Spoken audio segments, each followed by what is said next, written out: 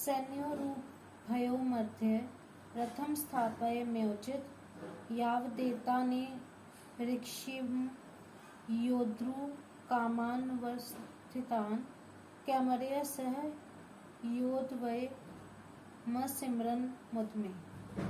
अच्युत सैन्योरुभयो रथं स्थापय। दोनों सेनाएं यहाँ युद्ध करने के लिए एक दूसरे के सामने खड़ी थी। वहाँ उन दोनों सेनाओं में इतनी दूरी थी कि एक सेना दूसरी सेना पर बाण आदि मार सके। उन दोनों सेनाओं का मध्य भाग दो तरफ से मध्य था।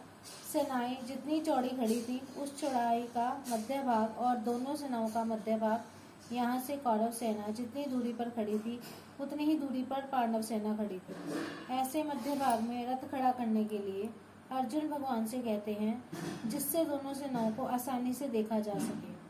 सैन्योरुभयो मध्ये पद गीता में 3 बार आया है। यहाँ इसी अध्याय के 24वें श्लोक में और दूसरे अध्याय के 10वें श्लोक में 3 बार आने का तात्पर्य है कि पहले अर्जुन शूरवीरता के साथ अपने रथ को दोनों सेनाओं के बीच में खड़ा करने की आज्ञा दे दें।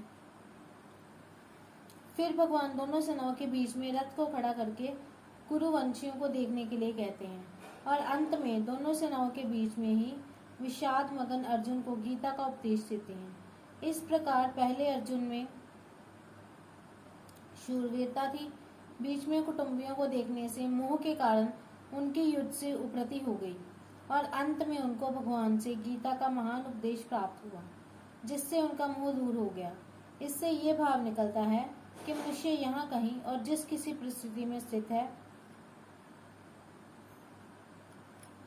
वहीं रहकर वह प्राप्त परिस्थिति का सदुपयोग करके निष्काम हो सकता है और वहां उसको परमात्मा की प्राप्ति हो सकती है, कारण कि परमात्मा संपूर्ण परिस्थितियों में सदा एक रूप से रहते हैं।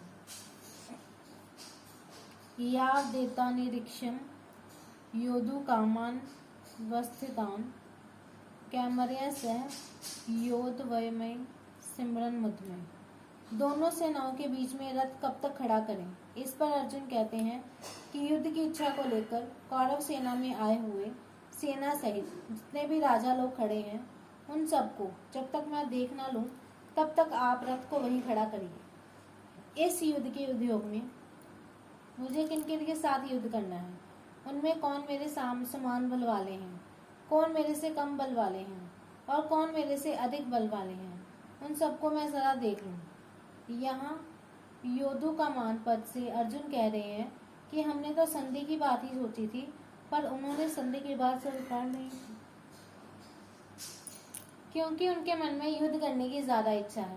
अतः उनको मैं देखूं कि कितने बल को लेकर वे युद्ध करने की इच्छा रखते हैं।